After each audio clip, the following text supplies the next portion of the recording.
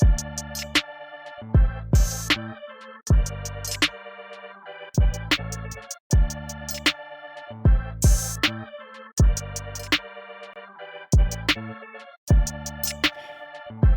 everyone, welcome to 3D6 Charge, a podcast about competitive Warhammer 40k and the state of the game. This is episode 9, A Wild Tournament Appears. I am your host, Chris Vo, and joining me today is Omar Q and Ben Rubenstein. So, as the title suggests, we actually have a tournament to talk about. We have two tournaments to talk about, which I didn't think it would happen, but, here we are, and it looks like it happened over in the UK and over in Australia. So I want to just dive right in and just start talking about these lists and who placed where and what armies they used, because these are the first two big actual tournaments of 9th edition. So let's start off with talking about the Vanguard Tactics Grand Series over in the UK. I'm assuming this is run by Stephen Box over at Vanguard Tactics. But did you guys have a chance to look at the results?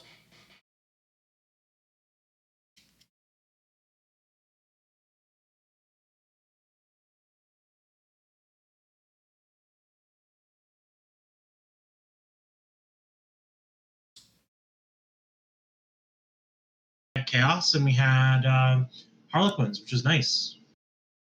Yeah, pretty excited to see Harlequins do well. Yeah, so when I saw the top four of this list, and I'll read the top four off right now just for the benefit of listeners. It's Alex Harrison came in first with Space Marines, with specifically Salamander's successor chapter. Alex Petford came in second, running a mix of Death Guard and Nurgle. Adam Shepard Jones took third place with Pure Custodes, and Matt Trull took fourth with Pure Harlequins.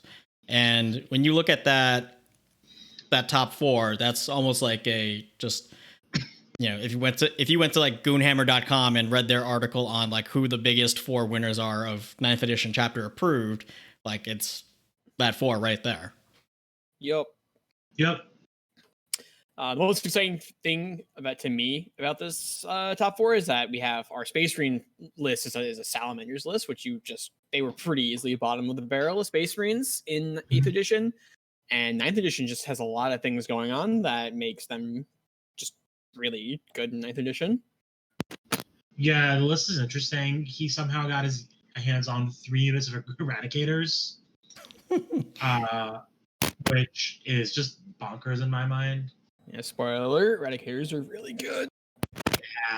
Yeah, so Alex maxed out Eradicators and then brought 9 Flame Aggressors. So a squad of 6 and a squad of 3. Yeah, it's also important to note that he brought a patrol and a spearhead detachment so that he could bring a 4th heavy support, which is, the only reason for the way he splits army up is that he actually just spent 3 command points on a 4th heavy support, because he could, unless I'm looking at this wrong, he could fit this army into 1 battalion. Mm-hmm. He'd have to have brought 1 more troop choice, but that 4th heavy support was super important. So obviously the first 3 is the Eradicators, and the last one is a squad of Grav Devastators, which are, I think we're going to see those a lot, because they, just like we were talking about last episode, they kind of do everything that you want to be doing in 9th edition. Excellent anti-medium infantry firepower at medium range. Yep, and then they got that drop pod splashing down and blocking movement or just being a pain. Yeah, doing whatever you needed to do. Yep, and you also have that nice option of putting the doors up or the doors down, and if you put the doors down, those doors count as part of the model.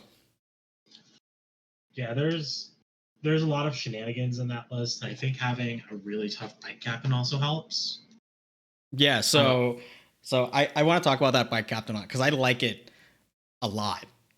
So he has a captain on bike who he gave the warlord trait Never Give Up to, which lets him nominate a Salamander's unit within 6 inches of the bike captain to get objective security. He does that at the start of a battle round. And then he's got the the hell else? He had another warlord trait, Forge Master, to give him -1 to wound. Which I believe Forge Master is 2 extra toughness. is it 2 extra toughness? Oh. Yeah, mine's one no, of no. those I wait. No, I'm thinking of the relic then. Yeah, Forge Master is +2 toughness, so that captain is toughness 7. Yeah, with the 3-up storm shields. with a 3-up storm shield, and he's -1 to hit from the Salamander's Mantle relic. That's what it was. That's what I did. So Yeah. 14-inch move, tough 7, 6 wounds, 3-up invul, -1 to be wounded, and also he's got a Thunderhammer, so he can punch you really hard in the face, and then within 6 inches he can declare himself to be objective secured, or he can give it to a squad of 6 flame aggressors, objective secured, and that's basically saying, come at me. I've got 12 flame storm gauntlets. What are you gonna do about it?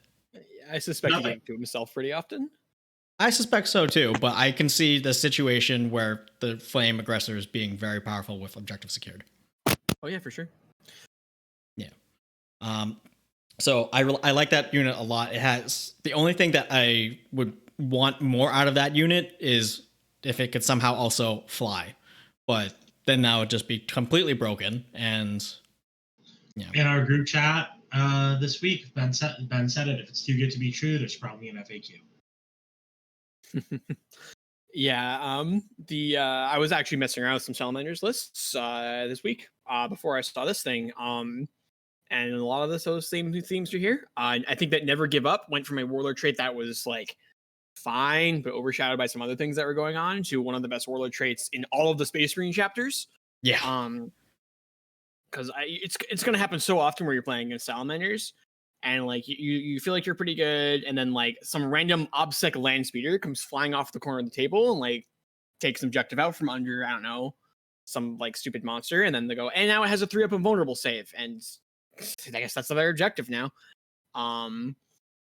Yeah, that warlord trait's just really good now. Yeah, and if you try to link it back to Chaos Knights, they have that one warlord trait which gives them the obsec, and it counts as 10 models for purposes of obsec, and people would never ever take that before, because why would you, when there's other warlord traits that help you kill more or move faster? But now that actually has an actual purpose in play, because you don't get points for killing stuff anymore. Yeah, that was Chaos Knight players were all up in arms because that was our chapter approved warlord trait back when they gave every faction one warlord trait when we were all in indexes, and we were all up in arms about it. Little did we know that was our best warlord trait. We just didn't know it yet. I wouldn't call it the best one, but it's still Chaos Knight. Yeah, it's the best one. I'd call it top 2. What's better than it? Something that helps you kill more. I might still be thinking in +1 attack. You're still thinking in Imperial Knights. The Chaos Warlord traits are pretty. Anyways, that's neither here nor there. Yeah. So the other thing that really jumps out of this list is the aggressors. The other sorts of lists that I think might be really, really good in 9th edition are just ridiculous hordes where I have 200 Gaunts or 150 Plague Bearers, and those sorts of lists could just never, ever, ever stand up to this list. Right. So speaking of that, you guys want to move on to the next list, because I think that's a good segue into the next list. Yeah. Sure. Next list. So the next list where Ben's talking about the other meta list is going to be a horde of Plague Bearers or whatever the fuck. This next list isn't quite a horde, but it starts getting there. We're talking 6 units of Nurglings, 25 total bases of Nurglings, which each Nurgling has 4 wounds, so that's 100 wounds of Nurglings. I wrote here in my notes, God, I hate this meta so fucking much already. And I really do, because, it's either going to trend towards this really tough, hardy units that are hard to move and are, can maybe put out a bit of firepower like Salamanders can, or it's going to just flood the board with Nurglings and Plague Bearers and, just a bunch of bodies where you can't possibly kill them all. Yeah, and I think that's where it gets interesting, because you have to start being really picky about what objectives you want to take and how much OBSEC you have. Yeah. It's Hold on, no did we? longer. I think we lost 10. No, I'm here. Nope, we lost the bot. Wow. we lost the bot. Oh no. Now recording. Okay, now he says he's recording now. Thanks, bot. All right. I'm sorry. What were you saying? So I think it's one of those things where the way the meta is shaped is we're looking at something that's a lot heavier in OPSEC, and yeah, like hordes aren't necessarily fast, and if they're fast, they're still somewhat fragile. So if you're going to flood the board with Nurglings, you're probably going to take the two objectives that are closest to you. But a good player can still prevent you from getting their two objectives, and you might be fighting for that, the center of the board and secondaries and other stuff. I don't know. If I'm taking a squad of Nurglings, I'm move blocking you. I'm just not letting you get on objectives. Yeah, that counts The too. game is so short that like even just missing a turn of objectives, you're in so much trouble. Yeah, because then No, you're behind 5 points. Oh, I'm with you. I'm with you there. But Actually, no, you'd be behind 10 points on the primary. Yeah, it's like you held one and I held you'd be 3 and behind more. 15. You'd be behind 15 points. But well, yeah, Nurglings are going to move block, but at the same time, if you look at most of the maps, the objectives are pretty close to your words. They're pretty close to your Deployment zone. deployment zone. Sorry, guys, I'm a little feverish, so words are a little hard right now. But you're pretty close to your deployment zone. So yeah, if you put a Nurgling on top of the objective that's closest to me, we're assuming it's more than 9 inches away from my part of the board, I can still walk up to you and charge you and shoot you off. Right, but that Like, simple you're- act of just trying to deny, that's where the Nurglings get a lot of their value. Because, Yeah. you're I going to think kill squads are Nurglings. really It's silly. not hard to Yeah. kill Nurglings. It's not. But the other thing you're discounting is this: you don't score on the first round. So when I build a list, I have to account for what am I going to do if someone's infiltrating shit on my objectives first round. I need a way to kill them and get those objectives first round. Yeah, but if I have Another- if I have 6 total units of Nurglings, I'll gladly sack 3 of them so that I can get that 10-point swing at the start of the second round. Absolutely no. As you should. But what I'm saying is this is another big part of the meta that's going to shift where lists have to start. I think this is going to be the new Alpha Strike in a lot of ways, and lists have to start factoring that in.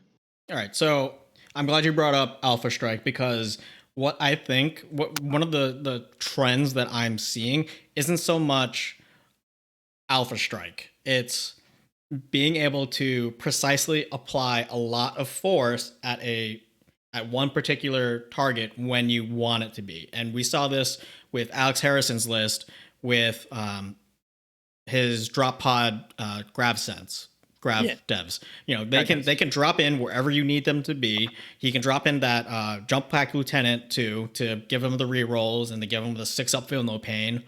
And they can apply that pressure exactly where they need to be to, for example, to clear off an objective. And when we're looking at Alex Petford's list here, he's also got a squad of 10 Plague Marines and a Biologist Putrefier, and he's sticking them all into a Terex pattern assault drill. And this is when War of the Spider first came out, I predicted that this was going to be a thing, and I am so happy that it is. The Blight Grenade Bomb is coming true. So you got 10 Plague Marines in a thing. The Blight Grenades have an innate reroll 1s to wound because they're a plague weapon.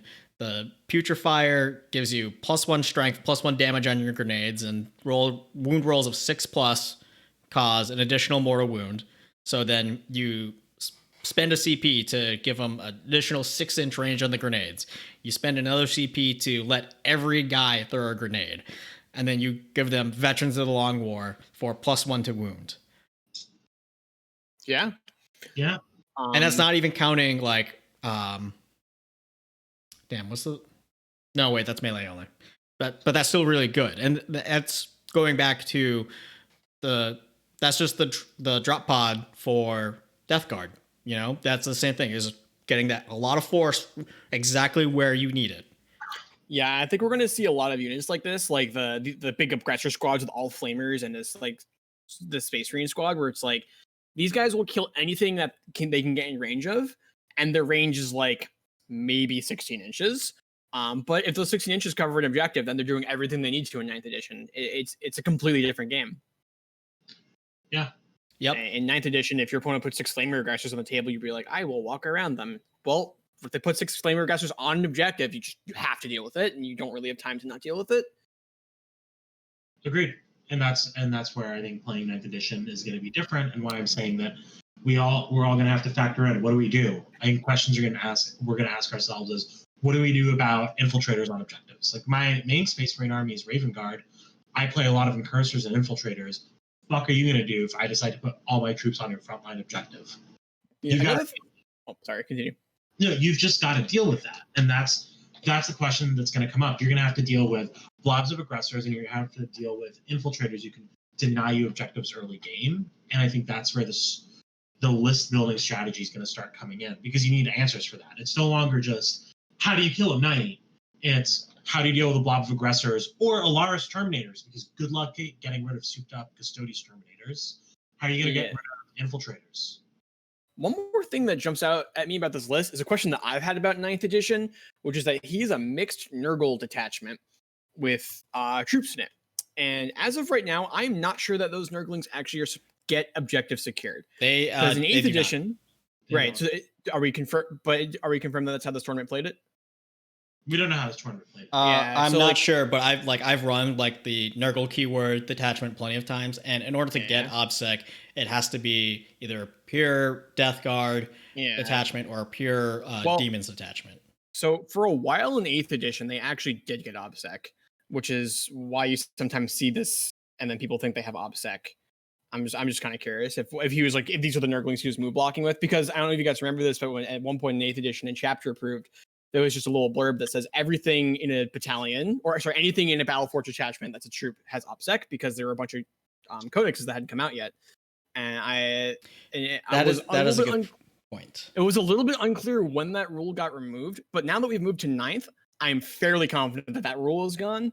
But we do sort of need an official, hammer from the sky, like, do my Nurglings have OBSEC in this random detachment? Because I have very similar feelings that Alex does with this list, where like I want the Nurgle demon troops, and I also don't want the Chaos Space Marine troops, but I want the Chaos Space Marine warlord traits. So you really want to make these like battalions with your warlords in them that have the wrong troops in them, and then those troops don't have OBSEC, and then they don't do anything in 9th edition.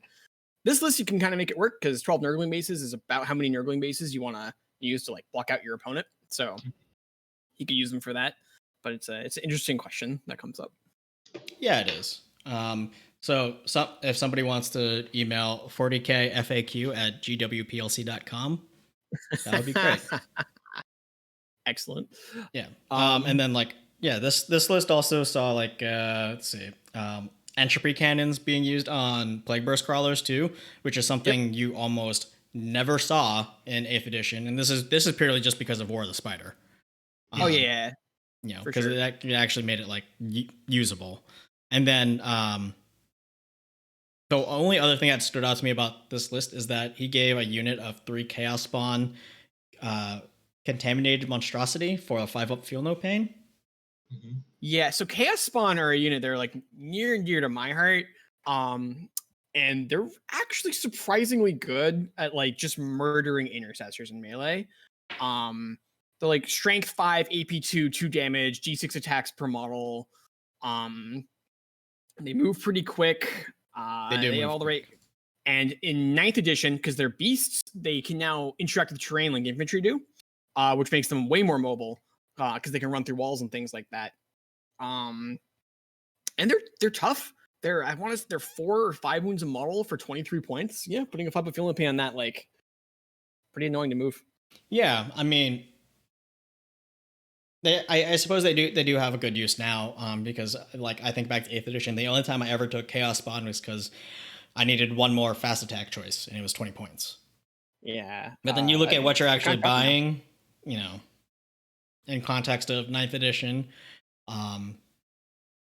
There's definitely a reason for it, even if it's just hanging out on a backline objective, because you're still paying 20 points for a 4-wound model at toughness 5 with a 5-up?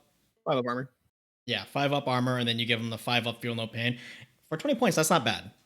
It's like 5.25 points of wound, and they're T5, T4, T5. Yeah. Yeah, like that's just a good rate. Yeah. So it's with the increased emphasis on objectives now, it's definitely there's definitely some value there. So let's talk about third place. Adam Shepard Jones took a pure Custodes list to third place, and the thing that I noticed about this list is that it is a single patrol detachment, which validates that Custodes were previously crippled by having to bring troops. And I'm going to agree with that. Yeah. Partially because the games, I played a few more 9th edition games, and I've run patrol detachments. I've played 1,000-point games, and the troops they just hold an objective near to the home base. They don't really do much otherwise. If someone deep strikes something and it doesn't delete them immediately, they can last for a surprisingly long time. Yeah, so I think the biggest buffs to Custodes in 9th edition was CP not being tied to your detachments and being able to fit as much as you can into a patrol and only have to take one troop choice. It's amazing. Yeah, their troops are not excellent compared to the rest of things in their codex, especially because their troops don't have having OBSEC isn't like an extra thing that the troops do because they all have OBSEC. So yeah, not having troops is huge for them. Yeah, it's nice not having to pay that troop tax. The other thing, what's also interesting is he ran a foot shield captain who had the Sally Forth, and the Swift Silver Talon, which are both the Solar Watches. They're the Solar Watch Relic and Warlord. And what's interesting about those two is they focus on a little more movement and a little more shooting. Okay, so I haven't read the PA for Custodes that detailed the Solar Watch thing. Like, what does that trait and relic do? So I'll dive into it. So the trait basically lets you at the start of the movement phase as 1 inch of the move characteristic of all friendly Solar Watch unit until the end of that phase. And if you're within 6 inches of the Warlord, friendly Solar Watch units that have advanced can shoot with rapid fire weapons in the following shooting phase, but they basically turns things into assault weapons. The relic itself is a 24-inch Guardian Spear that's Assault 4, same stat line. It's nothing particularly special. Where the Solar Watch really comes in, though, is their stratagem, the Eagle Strike. Use a stratagem in any phase when an enemy character unit is destroyed as the result of an attack made by a Solar Watch model from your army. The next time your opponent wishes to use a strat, they have to spend an extra CP to use that stratagem. It can only be used once per battle round. Oh, shit. So, yeah, this is really nice, especially late game when your characters are fighting other characters. Because interestingly enough, and for Solar Watch, the choice makes sense. His captain on a jet bike, he's got Captain Commander with Unstoppable Destroyer, which is pretty nice. And what that does is when it piles in, it can move up to D3 plus 3 inches at the end of the move, and closer to any enemy model closer to that distance. And when it consolidates, it can go wherever it wants, basically. Okay. So what's interesting about all this is his shield captain on Dawn Eagle, like his bike captain, is there to hunt characters. His warlord, which is just a regular foot shield captain, I'm assuming, running around the board, giving rerolls, buffing things up, helping his Venatari and his Alaris shoot a little better. Okay. Now, so I just realized before we dive more into this, I didn't actually say what's in the army list. So like Omar said, the HQs is the foot captain and the bike captain. And then he's got one troop choice, as we alluded to, which is just 4 guardians.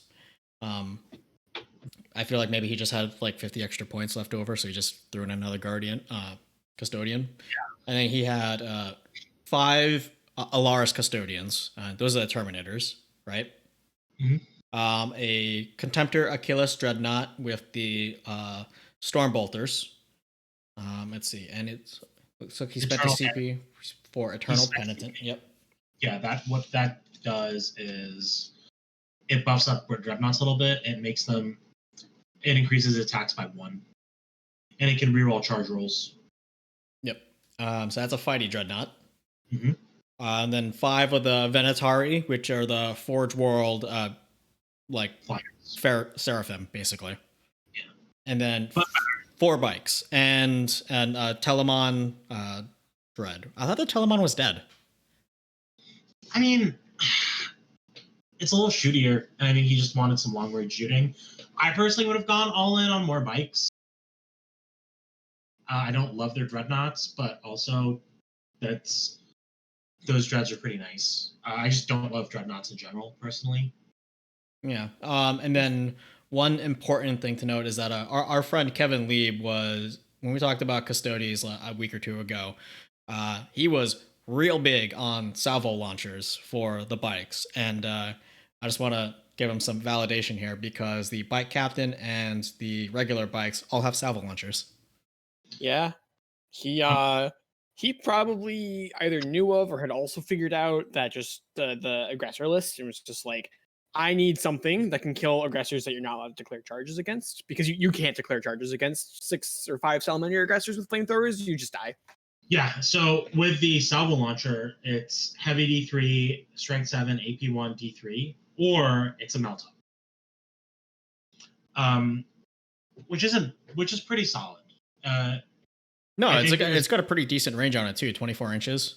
Yeah, it's 24 inches on both profiles. So the Venatari are also surprisingly shooty. They can put out a decent amount of damage. I'm just pulling up their stat lines now.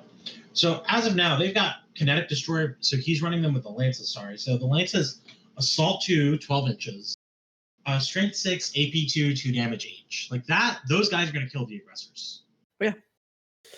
I suspect he went shooty because he knows he needs to sit on objectives, because that's what you need to do for 9th edition. Which means that he wants to be doing damage presumably every turn. And if his opponent takes 2 turns off of trying to score points to try to kill him, if he's not playing a shooty list, he can't get off of the objectives to like go fight his opponent. Which means that he would just be getting hammered. Yeah, So- I think you need both, right? So the way I see this being played, right, is there's typically, if you look at the map, at the competitive maps, there's an objective that's pretty close, pretty safe. It's your backline objective, and I think that's what his troops are going to be holding. His Alaris Terminator is going to be holding that next objective that's somewhat in his backline, but more towards the middle of the board. The Venatari and the Virtus Praetors are going to be running around, being distraction carnifexes, killing everything they can kill, and taking and doing as much damage as possible. Because, like, remember, if they have an objective, bikers have 14 inches of move. This is a much smaller board, and if terrain and positioning is right, you can advance them and get 20 inches of move. You can hide them for a turn, maybe it's a possibility, or you can have them deal with bigger threats, and those bikes can take a frontline objective, or they can take a backline objective from your opponent pretty easily. There are no slouches in melee. They're actually pretty terrifying in melee, especially with a captain. And and at the same time, with their mobility and their charges and their durability, they're hard to take off. Yeah, I can see that. I'd love to get like a bat rep of how this list was actually played, because like when I saw this list, at first it looked to me like, all right, I see, a lot of highly mobile and highly damaging units, and then I see a squad of 5 Terminators, that don't do any of that. They don't move fast, but they're very tough. So when I first saw this, my first impression was, all right, so you can have the Venatari and the bikes, just pump out a bunch of DACA to clear something off of an objective. And then your next movement, just plop down the Alaris Terminators right there with their 20 wounds, and just have them just basically whip their dick out on the table and say, come at me. Yeah. Oh, go ahead, Omar. No, the only reason I don't see that happening is because if I'm going to use those Alaris Terminators to hold a backline or middle of the board objective. I'm going to advance them. I can advance them turn 1. He's got Sally 4th, so they're getting an extra round of movement. They'll get to an objective their first turn. And as the bikes and the Venatari and the Telemon and other things are running up the board, those Terminators aren't exactly going to be the highest priority for that turn because bikes can take away objectives pretty easily and effectively, right? I can't think of any troop choice that can stand up to a charge from bikes. Can you? That can take a charge from bikes. Yeah. So they're only strength 6, so they do sometimes struggle to like actually kill big monsters. Although the salvo launchers kind of solve that problem. Troop choice. I'm saying troop choice. Oh yeah, they'll kill anything. Because if there's a monster there, even if they don't kill the monster, they'll take that objective. Depending on the footprint of the monster, but yeah. But they for the most part, it is likely that they're going to be able to take that objective. Not if the monsters are Chaos Knight. That's 10 troops. The couple other things that kind of jump out to me at the list. I wouldn't be surprised if the playstyle was put 5 Alaris Terminators on an objective and then forget about it and throw the rest of your army at the other objective that you want to contest. Yeah. The other thing that kind of stands out is that as a patrol, he can only bring 2 of each thing. So he did need to bring some sort, like Kevin was pointing out in the chat, he did need to bring some sort of heavy support just because he couldn't fit more points into his non-heavy support things. And he obviously doesn't want to go to 6 of anything because blast and a lot of the blast weapons are these like anti-tank things that will sort of just be really miserable to be fighting against as custodes. Mm-hmm. It's also interesting that there's no banner. There's no -1 to hit banner, which is just like the mainstay of every custodes list ever written ever. Well, I mean that's the downfall of the that's patrol detachment. That's the downfall of the patrol. Yeah, Well, exactly. Yes, but custodes are so much more durable now with all their stratagems. Yeah. I actually want to say also I think that's also a large part of being you needing to be able to fight on 2 fronts. Like sometimes it's not worth it to bring an aura that's not going to cover your whole army because you need to spread out. Yeah. So, and Ben, just in terms of what you were saying with the banner, it's also, I think they can just do other things. Like the only thing the banner can keep up with right now is Terminators, and the Terminators don't need any help staying alive. Yep. It's also the meta. Like the banner is very good against like guard shooting and Tau shooting, but I just don't see those armies being on top tables. If you're planning on being at the top tables, you're not really planning to bring this banner that gives you sort of an auto win against guard and Tau. You need to beat Space Marines and you need to beat Custodes. The banner doesn't do anything against those armies. Also, in regards to your comment about the Chaos Knight earlier, that bike squad will be able to take down a knight. They've got Meltas. There's a strat that gives them +1 to wound against a unit with higher toughness than they do, and on the charge they reroll wound rolls. Yeah, fair enough. Yeah, and at AP3, like I've seen them charge a knight often enough to know that the knight usually lives with a couple wounds left, but they'll take it down eventually. Yeah, I mean either way, they're gonna put someone in trouble. Yeah, I think that this is going to be sort of our kind of standard custodes list that we're going to see for a while. We're going to see a patrol with 5-man squads of kind of whatever in every single two 5-man squads of whatever in every single slot with, a sort of take your pick heavy support, because for the most part, the custodes heavy supports are a little lackluster. Yeah. Yeah. I think you might see maybe a 2 patrol thing. 'Cause that's going to be only 2 HQs and 2 troops. I think they're too attached to their battalion, to their command points. They'd probably just bring a battalion at that point. Yeah, I'd rather switch to battalion at that point. I think we're also going to start Why would you switch to a battalion at that point though? Because then instead of having to bring 2 troops, you'd have to bring 3 troops, and then you can't afford to fill 6 slots of whatever. The other thing is this: we haven't seen a lot of tournaments, and the Custodes Forge World troops are actually pretty solid shooters. The Sagittarium, yes, they are, but the problem is that they cost points that you can spend elsewhere. Right. So Custodes aren't needing for HQ choices. Like their HQs are good, but like they're not like doing unique things that the rest of the army can't do without.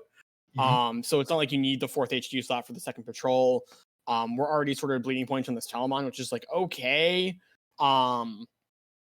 And I don't know, I just see Custodes going to a battalion before they ever go to 2 patrols. Every command point in Custodes is so good. Yeah, I like the CP too much. I can do way too many things with them to ever give that up. I mean, you can look at it this way: like how much is a minimum unit of Sagittarium or It's Custodians? 150. It's 150. So you're effectively saying you're paying 150 points in order to get back that 1 CP. But It's 2 or CP. 2 CP, sorry. It's 2 CP, but it's also HQs. That's the same No, number of it's HQs. not. It's the same number of HQs because he's got 2 in this list, and you just be moving 1 to the other detachment. But Yeah, I don't know. I just don't see them bringing 2 detachments ever. I think that they can fit whatever they want in a battalion. Like this list is very close to fitting whatever they wanted to in this patrol. And I think once the Forge rulebooks get reworked, there's a real chance that just like some random heavy support that's like good enough that Custodes are just like, this is the list. Yeah, I mean, troops might get reworked enough that they become a little more viable. But either way, I do see battalions becoming a thing if the Forge World book swings in a certain direction. Oh my god, imagine if the Talamon was never nerfed. What was the Talamon like before the nerf? I mean, it wasn't like amazing, but it was a little bit better than what it is now, which is basically just the world's okayest dreadnought. Yeah, I'm pretty excited for Custodes to be good. It's a very different sort of style of army, and they look good on the table too. It's unique to play against them. Yeah, I mean, honestly, when I was running them against Sisters, at 1,000 points, I think I had 10 models or 11 models. Yeah, that's just exciting too, right? You're gonna be like one stood against many. Yeah, It's also like a game of Hero Hammer. It's Hero Hammer without playing Hero Hammer, and also it's just refreshing to not see triple Caladius in a Palace Craft tank. They're all heroes. Yes, they are all heroes because they are the chosen sons of the Emperor. I mean, that's what I'm saying. You're playing it's a Hero Hammer army. But yeah, you're right. You're not seeing Caladiuses. You're not seeing cheese lists. I think what I'm really digging about this edition so far is there's not a lot of cheese. You sure about that? Because this next list we're talking about has. Can I talk about this list? This list is really exciting to me. Yeah, so I just want to point out to the stream and to the listeners. So this next list is Harlequins, and the notes I wrote down for this is just a picture of Psyduck from Pokemon, just holding his head in confusion. Because it gives you a headache. All right, so I get what's happening here. If you want to let me talk a bit about this. So I personally love this army. I don't own it, but like, man, every time I look at a Harlequin model on a shelf anywhere, I go, man, what's a really good reason to not buy that? Anyway, dude, I got 10 Harlequin troops. You want to buy them off me? Very tempting. Stop it. So this is a Harlequin battalion. We're playing Soaring Spite, which is sort of the Harlequin detachment that people always take. They get +1 attack when they charge, and they also have a stratagem where they can re-roll all wound rolls against infantry, bikers, beasts, and I want to say maybe swarms. Basically, they can completely shred you in combat for like 1 or 2 command points, and then +1 attack when they charge, which is truly excellent. Now that everyone's kind of trying to go down to one detachment, that's when you're going to see a lot. You got Shadow Seer with like the classic things, Player of Twilight, that's so he can get command points back. So he's got Webway Dance, which can give a unit 6 up Feel No Pains, and Twilight Pathways, which is Warp Time. And that means that keep in mind that Harlequins can like advance and charge, and like even like the HQs are movement speed 8, and so they can go like 8 plus d6 inches, trail a unit of bikes because there are bikes, and that bike unit can actually charge across the entire. Sorry, not charge, move across literally the entire table. These guys, other HQ is a Troop Master with a relic sword. The Twilight Fang, which is a new chapter, or Psychic Awakening relic sword. That it's a mastercrafted power sword, except that it gets an extra attack for every battle round that's gone by. So turn 1 gets 1 extra attack, turn 2 it's 2 extra attacks, turn 3 it's 3 extra attacks. And then keep in mind that Troop Masters reroll all failed wound rolls within 6 inches of themselves, so he's really choppy. And he's like base 6 attacks or something silly, 5 attacks. So he's gonna like single-handedly be able to kind of chop through pretty much any marine unit.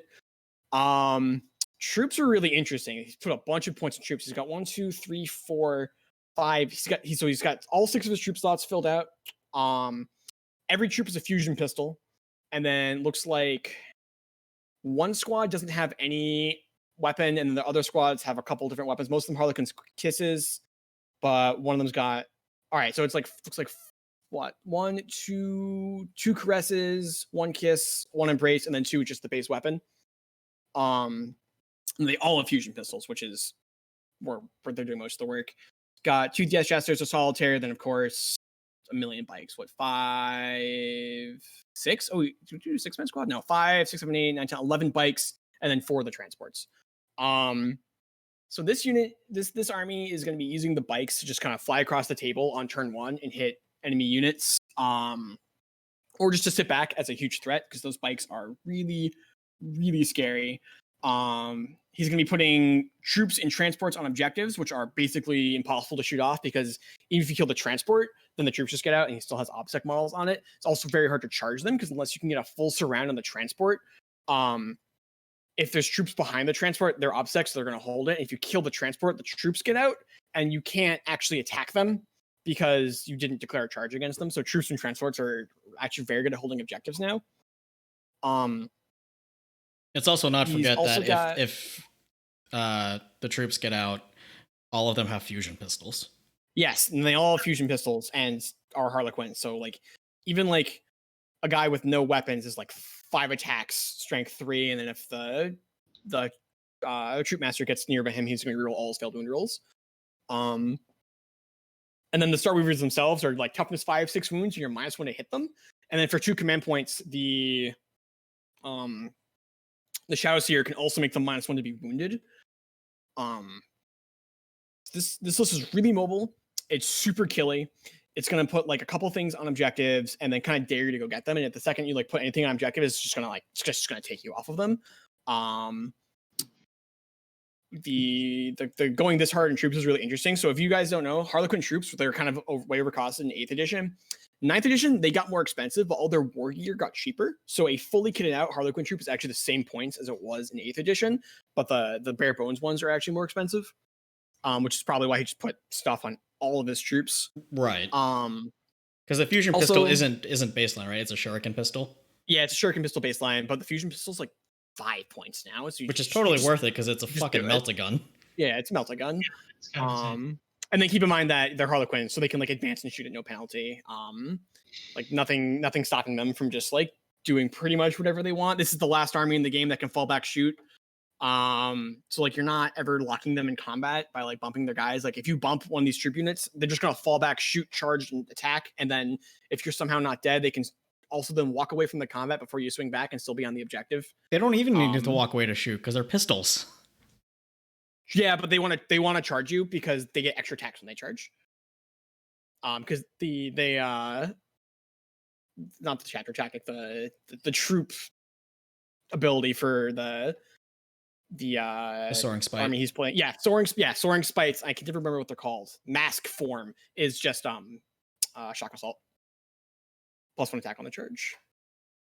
Yeah, so That's pretty vital. that was a very and- good rundown of that list. So Yeah. like when I saw this list, the first thing I thought was, holy shit, that's a lot of fusion pistols. And then my second thought was, holy shit, that's a lot of haywire cannons.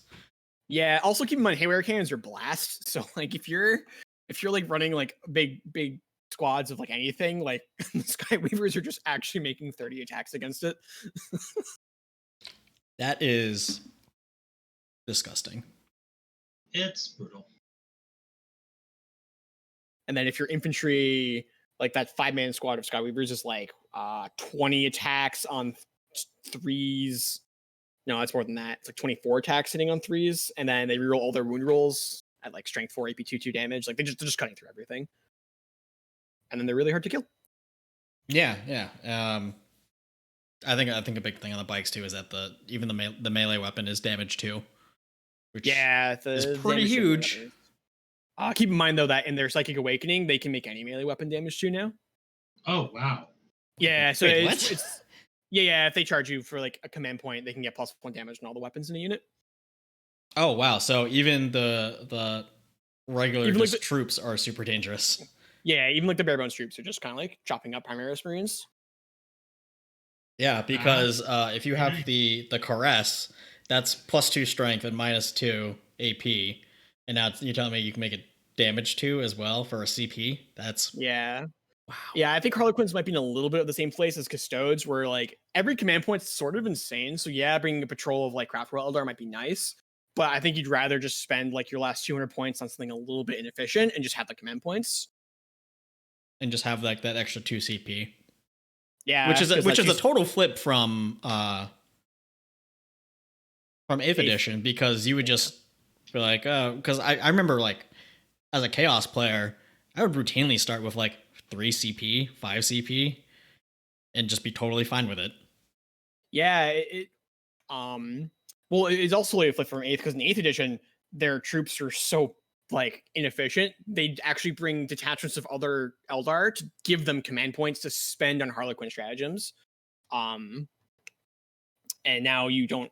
Now it's the opposite, right? They want to bring troops so that Yeah. they can. Meanwhile, Matt's over here bringing 30 troops. Yeah, yeah. This list is wild, and I love it. I'll also keep in mind that one of the death gestures has an ability that every time he hits someone, they're losing 2 inches on their movement and can't fire Overwatch. So if he does have to play against that silly aggressor list, he can turn Overwatch off on the aggressors and just like murder them with bikes or whatever. And also, you're getting movement slowed in a game where there's fewer turns, and getting on objectives is the name of everything. So that brings up an interesting thought experiment. Is that so now that Overwatch is a stratagem, which means you can only use it on one unit, which means that you're probably, to try to get like the most effect out of that stratagem, you're going to use it on like a big unit. Same thing if you ever wanted to use like Vets of the Long War on cultists. Well, you better use it on a squad of 30 of them. So same thought applies here to shooting Overwatch now, but that also gives a lot more value now to those units that can just turn off Overwatch on one specific unit, like the Death Jester. Yeah, I think a lot of armies aren't gonna bring as much Overwatch. Deletion. Right. And I'm not saying like, oh, you need to bring suppressors now, but like I wouldn't count out bringing like one token unit of suppressors if your meta is starting to shift that way. And suppressors aren't that expensive. Yeah. Don't bring suppressors, because suppressors are not going to be the most excellent turning Overwatch. Bring an Inquisitor. They're very good at turning off Overwatch, and they don't have to kill a unit to do it. Oh right, I forgot Inquisitors were a thing, and Right. it also doesn't turn off doctrines, right? Nope. Yeah, and it's, Not if you're like, I brought suppressors to turn off Overwatch, my opponent, and your opponent's like, I have a Knight Valiant. You're like, well, this is really awkward. But the Inquisitor can just be like, no Overwatch for you. Yeah, I think Blood Angels will still bring a no Overwatch relic or roller trait. Yeah. I mean, I don't think Angel's Wings is an auto take relic anymore, but No, it's not. So I think that things that turn off Overwatch are going to be less common. But there will still be armies that take it. yeah, and you're gonna find it in those kinds of highly mobile, precise application type of use, like the drop pod grav devastators, or the blight grenade bomb and a drill. Mm-hmm. Except like maybe suppressors or like a single Inquisitor. There's going to be a lot of options that come up. Yeah. Let's see. Oh shit, we're almost out of. Yeah. Do you want to do the second tournament in a more compressed format? Yes, because I didn't actually write notes on this, so I don't have as much to say. So the second tournament was in Adelaide, the Adelaide GT. I'm assuming it's Australia because I don't know of anywhere else in the world that has a city named Adelaide. It is Australia. Okay. So let's see. I know nothing about it works, so I have nothing. I can't really contribute. First place is Andy Penn playing Orcs. They're all Death Skulls. He got a single Outrider? Yeah, this list is insane and I love it. Oh my god. This is all vehicles. Yeah. So, Death Skull's chapter tactic, I'm going to call them all chapter tactics, is that all your guys are OPSEC. So this whole list is OPSEC. So to go over the list real quick, he has a war boss on a bike with the Killy Claw, and he is the biggest boss. He's got a Death Killer War Trike. He's got looks like 2 units of 3 Megatrack scrap jets. I just love all these orc vehicle names. He's got a Shock Jump Dragster, a Custom Booster Blaster, a Boomdaka Snazwagon. Yeah, the Boomdaka Snazwagon. And 10 war bikes, and the knob has a power claw. And then he brought 2 heavy supports, 2 bone breakers. What is a bone breaker? A bone breaker is a war, not a war truck, the big orc transport, but with a rolling pin on the front of it to squish marines with. Okay, so kind of like a orc repulsor. It's an orc land raider. It has like 16 wounds. It's a 6 up feel no pain. It's like 4 up armor. It's silly. And then he brought a single burn Obama. Wow, I like this list a lot now. Yeah, so all of those fast attacks move 20 plus inches or can teleport. He's just like teleporting a bunch of vehicles onto objectives, but then going, they have OBSEC, and then seeing this opponent can kill them before he wins the game. This is hilarious and I love it. Yeah, so I've played games against Megatrack scrap jets and Shock Jump Dragsters, and they were pretty good from what I can remember. They were surprisingly annoying, and they gave me a lot more trouble than I thought that they would. Yeah, putting OBSEC on them seems really good. I'm sure we can just park them there. And if I remember correctly, like you bring a unit of like 3, so you got to deploy them near each other, but then after that they just move independently. Yeah, this list is using a lot of things that I don't know super well. He's using a bunch of custom jobs not custom jobs, but some other things. I don't know what Fortress is, but apparently you can give a 5 of vulnerable save and 3 up armor save to a bone breaker. It's toughness 8, so it's basically a knight. This is some sweet. So yeah, so he spent 6 pre-game CP.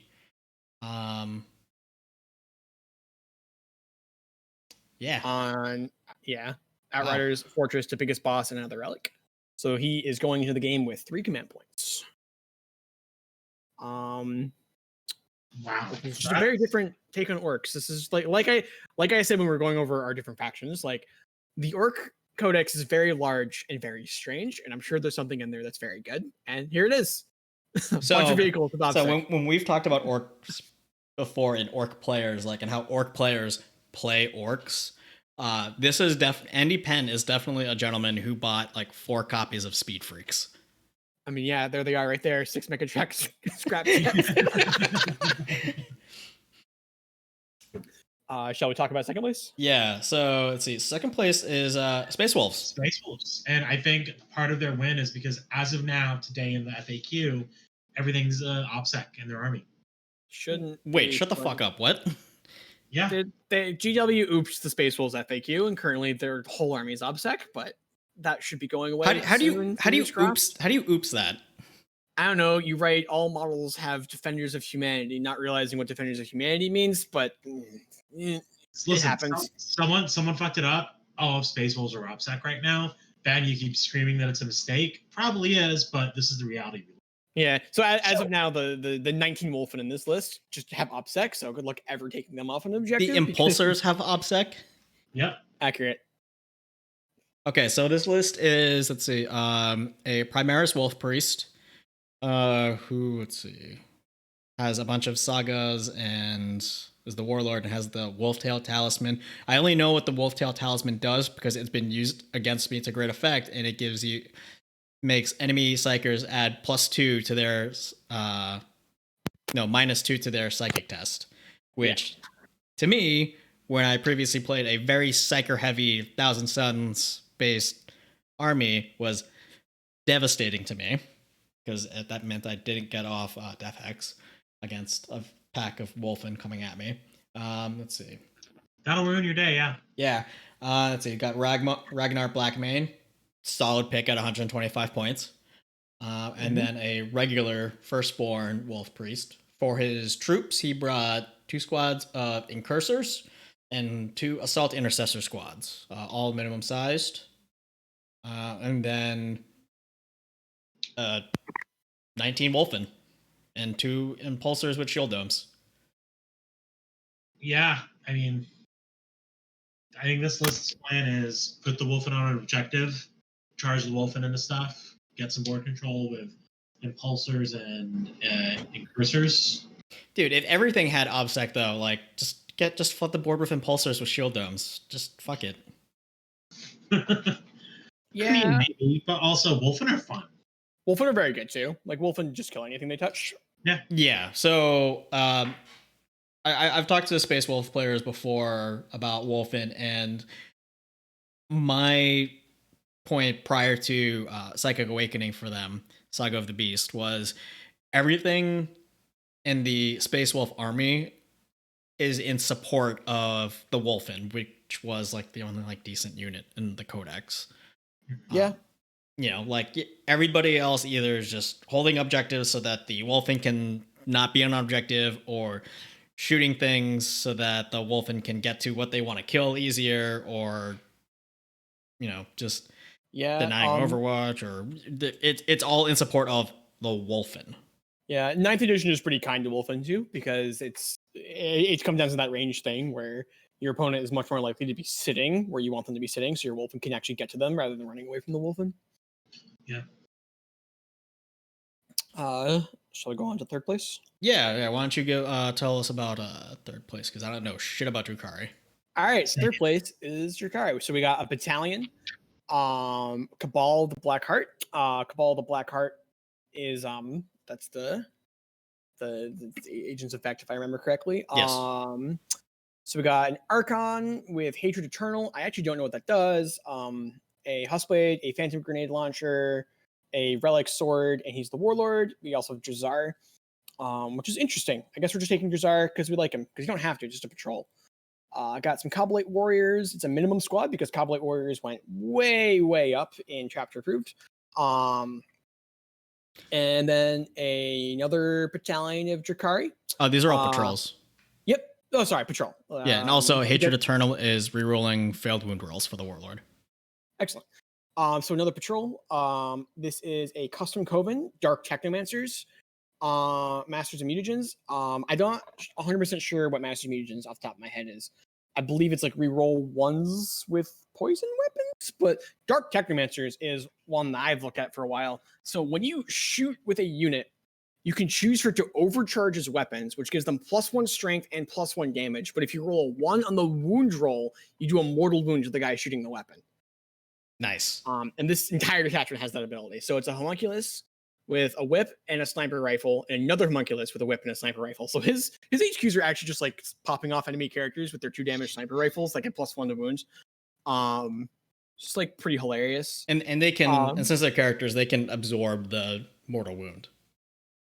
Yeah, they can just take the mortal wound. Like they're like, they have 4 or 5 wounds each. Like they're not gonna roll 5 ones over the course of the game. Right. Oh shit, these racks all have hex rifles too. Yep. So you can put 1 hex rifle into a unit. So this is like a sniper list. He's murdering his opponent's HQs. We've got a hex so you only have 1 hex rifle per unit of racks, but we've got it just looks like 1 hex rifle on 1 unit of racks. Nope. There's a hex rifle in every unit of racks, and then 2 Reapers, which is the Forge World heavy support. And then 4 Venoms with splinter cannons and twin splinter rifles. Keep in mind that the Forge World support and which I believe has disintegrator cannons, but I could be wrong on what's on a Reaper because I don't quite remember off the top of my head. Mm-hmm. But the Venoms have a bunch of poison weapons, and those poison weapons are all damage too. That's a Primaris killer. Yeah. So these are like a bunch of damage 2 weapons with I can't exactly remember what Masters of Mutagens does. It's either like 6 to hit auto wound or like reroll wound rolls or something like that. It makes them more efficient. Let me see. I got it up right now. Resolving attack made with a poisoned weapon against something not vehicle or titanic. Unmodified hit roll of 6. scores, and wounds. Okay, yep. So yeah, it's hits and wounds. So these homunculi and racks are like nice, but what he's actually just doing here is he wants to bring as many venoms as possible that have a bunch of splinter cannons and splinter rifles. What's up? The last patrol also has 4 more hex rifles. Yeah, yep. There's 3 more units of racks with hex rifles, another homunculus with hex rifle, 2 more raiders with disintegrator cannons, and then 2 more venoms with splinter rifles, splinter cannons. The raiders with the disintegrator cannons are really expensive now, but in specifically dark technomancers, those things are strength 7, AP 3, 3 damage. So this is like a shooty Drakari list, and then racks are pretty tough. The racks are just gonna hold objectives. Yeah, so if I'm looking at this list correctly, this is basically a coven list with 1 Blackheart Cabal patrol attachment just for Vect and Drazar because he likes Drazar. Yeah. But the rest of this is all covens because it's got the 3 homunculus, the 6 units of racks, the 6 venoms, the 3 reapers, and 2 raiders. Yeah, so this is 235 points of coven, and then the rest of it is just in things that Dark Technomancers is good with. Yeah, so 235 points of Cabal. Yeah. And then everything else is a coven. Wow, yeah. All right, so... Yeah, this is just like a really, really shooty coven list, which is... We don't usually think of covens as shooty, but this one is. Weren't covens real big on grotesques before, though? They were. I don't 100% know what happened to grotesques in chapter approved. They may have gone up a bit, but can grotesques take hex rifles? No. Right, so that's probably... they're big choppy idiots. Okay, so that's probably it then. They're also an elite choice, so they're not OBSEC. So. Oh. Yeah, grotesques are like big choppy like monsters. Okay, forget everything I said there. I thought they were another troop's choice. So let's see. And the last list.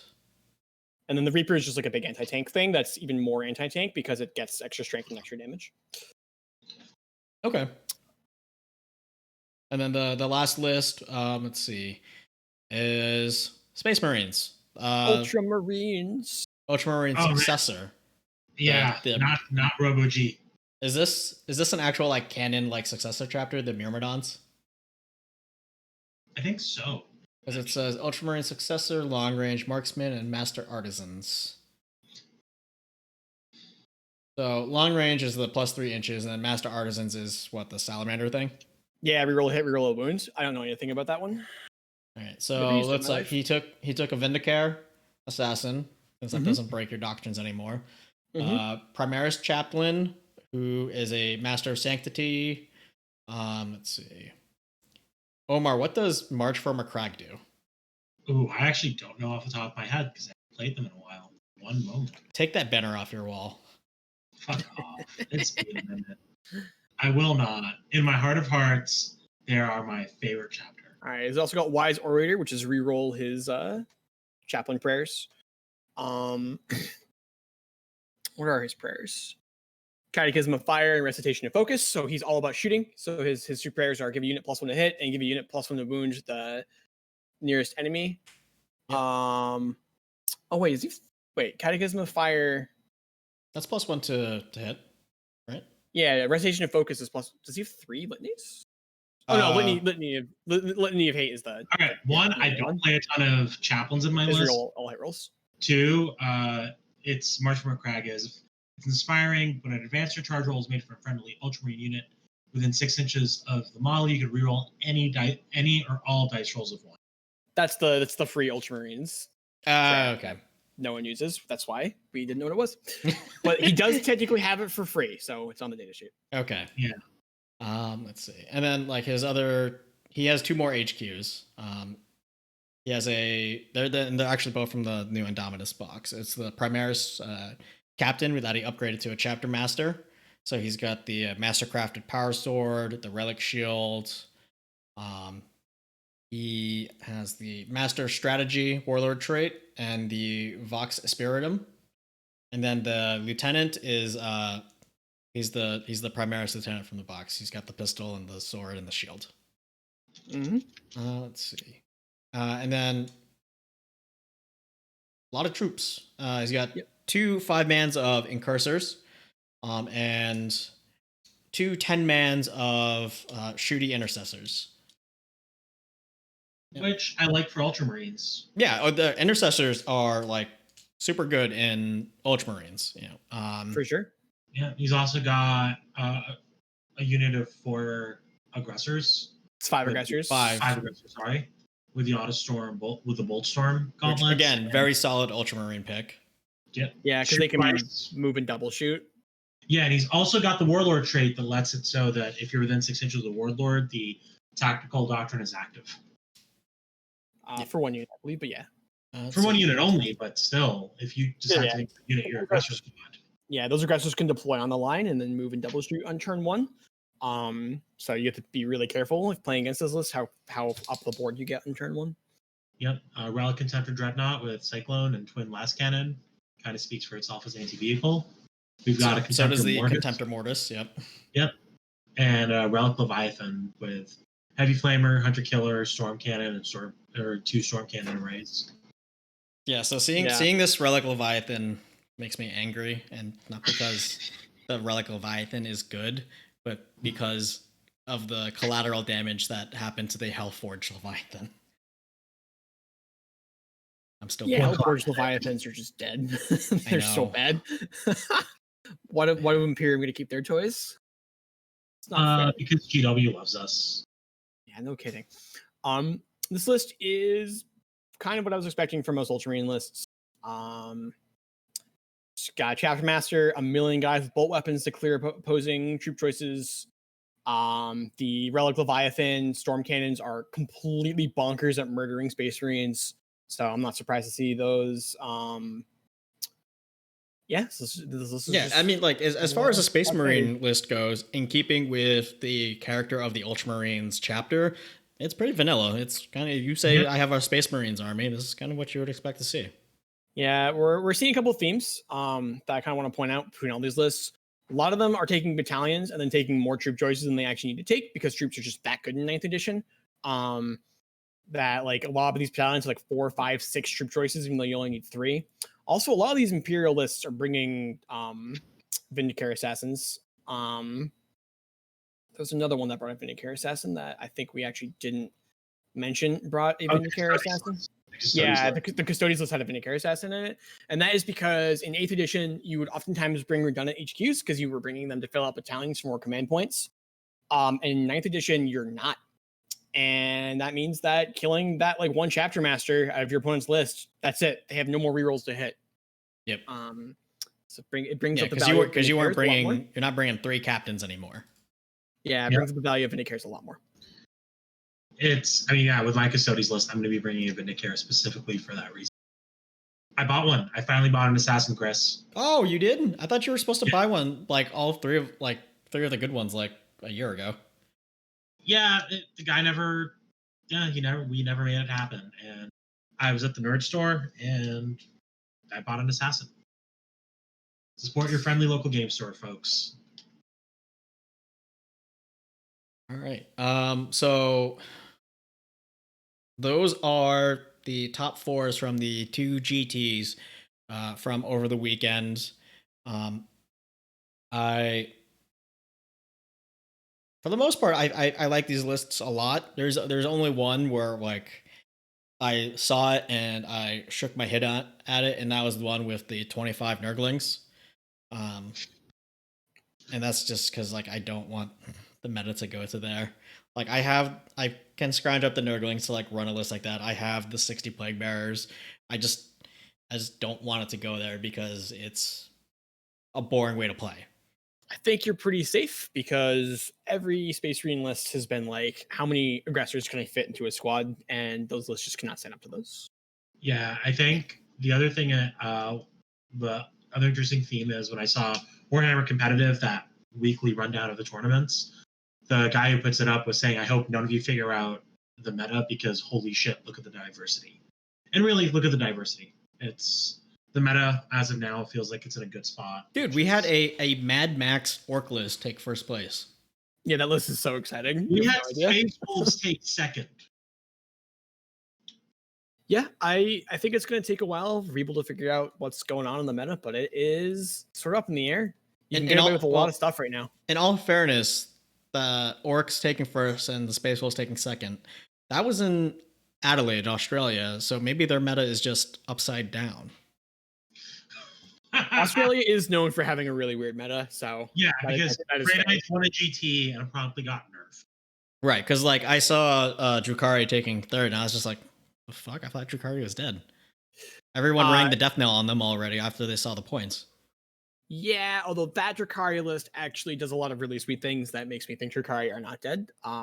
The old version of Drukhari lists are definitely dead, but if you look at his list, he was like, oh, Cobbleites are dead. Well, we're only putting 5 in the list, or 10, because you have to bring 10-man squads, and then I'm going to bring all Coven guys who are good at shooting because they have 2 damage weapons, by the way. Yeah, okay. You guys have any other thoughts on the list that we discussed? No?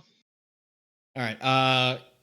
Caleb in the chat is asking, if you guys were hosting a GT tomorrow, would you allow Space Wolves to all have OPSEC? Honestly, yeah. Like, GW wrote that rule. It's either a super egregious mistake that's going to cost someone their job, or It's not going to there's cost a somebody their job. Let's be real. someone's going to get yelled at. Maybe they just might get passive aggressive email. Given the number of mistakes that GW puts into their rules, I'm fairly convinced that nobody hears anything about the mistakes they've made. Fair. I think I'd probably just allow it. Like, let Space Wolf players have their fun.